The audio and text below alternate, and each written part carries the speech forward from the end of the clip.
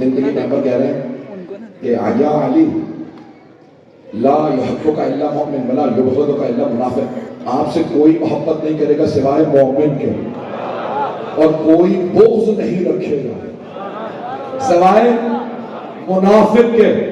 اور یہ میں نے کہہ رہا، بڑے بڑے جلیل القدر صحابہ کہتے ہیں ہم پیغمبر کے زمانے میں ان کے بعد مومن و منافق میں جب تمیز کرنا چاہتے تھے علی سے کرتے تھے۔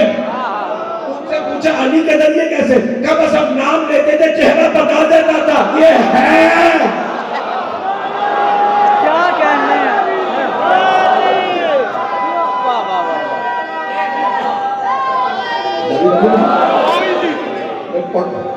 سب جواب دیجیے گا، توجہ فرما رہے ہیں زدہ نہیں ساتھ میں میری بہن نے بھی مردوں کے لباب لگا دیا۔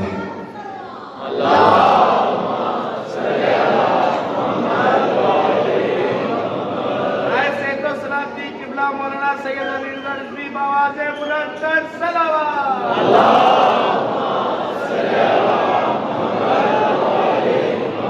بہت زیادہ وقت نہیں لوں گا، سب میرے اپنے بھائیوں سے بہنوں سے میری بیٹیوں سے درخواست ہے میرے چھوٹوں پہ غور کیجیے گا۔ ساتویں امام کا زمانہ، نئے فقہ بننا شروع ہو گئے تھے۔ فقہ جعفری کے یہ معنی نہیں ہے کہ یہ امام صادق کا کوئی نیا مکتب ہے، فقہ جعفری ہی فقہ محمدی ہے، فقہ جعفری ہی فقہ علوی ہے، فقہ فاطمی ہے، فقہ حسنی ہے، فقہ حسینی ہے، فقہ سجادی ہے، فقہ باقری ہے، فقہ کاظمی بھی یہی، فقہ رضوی بھی یہی، فقہ تقوی نقوی عسکری مہدوی یہی ہے۔ ساتویں امام کا زمانہ، اور سے پاکستان کے بہت مشہور کرکٹر، انہوں نے مجھے فون کیا کہ مولانا میں فلاں صوفی سلسلے طریقت کو مانتا ہوں، نقشبندی جب نام لے سکتے، ان کا نام نہیں بتاؤں گا، ان کے لیے بھی مشکل نہ ہو میری وجہ سے، نام سے ذرا آج پہ رکھوں گا، بہت مشہور ہے دنیا میں، بڑا فیمس آدمی ہے۔ فون آیا مولانا میں نقشبندی صوفی سلسلے سے 70 سے زیادہ صوفی سلسلے ہیں بھائیوں کے، اور اب تو نئے بھی ملا لیں تو 100 سے زیادہ سلسلے ہیں، پیغمبر تک جاتے ہیں، ہر سلسلہ مولا علی پہ جاتا ہے پھر پیغمبر پہ۔ دنیا کو پتا ہے بغیر علی کے پیغمبر نہیں ملتے، جسے علی نہ ملے پیغمبر مل ہی نہیں سکتے۔ بہت زیادہ کھل کے پڑھ رہا ہوں، ادارے گرامی،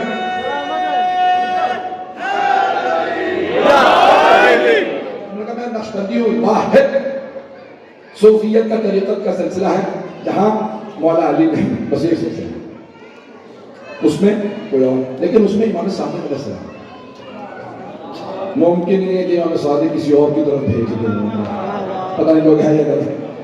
انہوں نے مجھے کہا کہ میں سوچتا تھا امام صادق نے اپنے غلاموں کو اتنا بڑا بڑا عالم بنا دیا، بڑے بڑے پیر بن گیا، جس کے غلام اتنے بڑے بڑے پیر ہوں کوئی بیٹا بھی تو ہوگا، نہیں ہے لوگ، یہ کوئی محقق نہیں تھا۔ توجہ، میں کسی مفسر کی بات نہیں کر رہا، محدث کی نہیں، عالم کی نہیں، فقیہ کی نہیں، کرکٹر کی بات کر رہا ہوں۔ اسے بھی سمجھ میں آ گیا تھا جو مولوی بھی نہیں ہے، جو غلاموں کو اتنا عطا کر رہا ہے اس کے بیٹے کا لگا۔ میری باتیں پہنچ رہی ہیں؟ تو میں نے بڑے بڑے اپنے صوفیہ جو پیر تھے سب سے کہا ہمارے مسلک میں امام صادق کا اتنا مقام، یہ غلام وہ غلام جتنے بھی ہیں سب غلام، تو ان میں کوئی بیٹا بھی تو ہوگا، کہاں ان کے بیٹے تھے، کیا نام؟ ان کا نام حضرت موسیٰ۔ اچھا ان کا کچھ جانتے ہیں آپ کا؟ نہیں، ہم ان کے متعلق نہیں جانتے۔ کہ میں کئی برس تحقیق کرتا رہا، مجھے امام موسیٰ علیہ السلام کا نہیں پتا چلا۔ مجھے ایک مرتبہ کسی نے کچھ صفحے لکھ کے دیے، پھر بھی مجھے تشفی نہیں ہوئی۔ کسی نے مجھے آپ کا کلپ بھیجا آدھے گھنٹے کا، میں نے جب وہ سنا تو میں نے کہا جو میں تلاش کر رہا تھا وہ اسی میں تھا، مجھے 7ویں کا اور معلوم کرنا۔ جب میں نے آپ کی 7ویں میں تقریر سنی تو مجھے پتا چلا ان کا کوئی 8واں بھی ہے، 9واں بھی ہے، 10واں بھی ہے، 11واں اور 12واں بھی ہے۔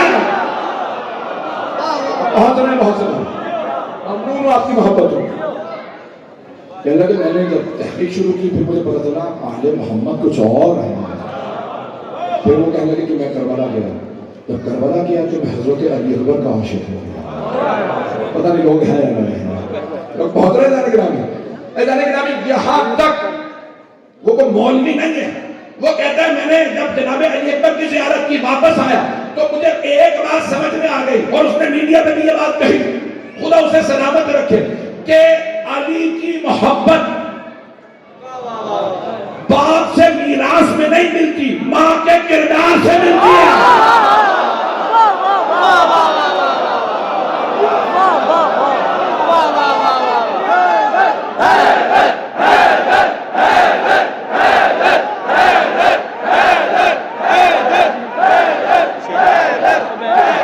سلامت ہو.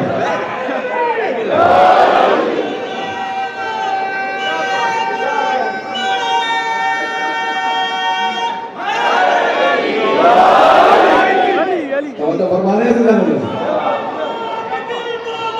علی مولا علی مولا علی مولا تو کبھی صابرہ میں رہتے ہیں بھائی سلام ان پر جو شہر عزا میں رہتے ہیں. اب مفتی مدینے جا کر تو کیا کرے گا, رسول پاک تو اب کربلا میں رہتے ہیں. جو کربلا جانا چاہتا ہے 14 سیکنڈ کے لیے لبیک یا حسین, لبیک یا حسین, لبیک یا حسین, لبیک یا حسین, لبیک یا حسین, لبیک یا حسین, لبیک یا حسین, لبیک یا حسین, لبیک یا حسین, لبیک یا حسین. ممنون آپ کی محبتوں کا ممنون. توجہ فرمانے سے جانے جناب ہمیں کیسے مکتب کے ماننے والے. اس زمانے میں بڑے میں وقت لینا چاہ رہا تھا لیکن میں زیادہ وقت نہیں لوں گا.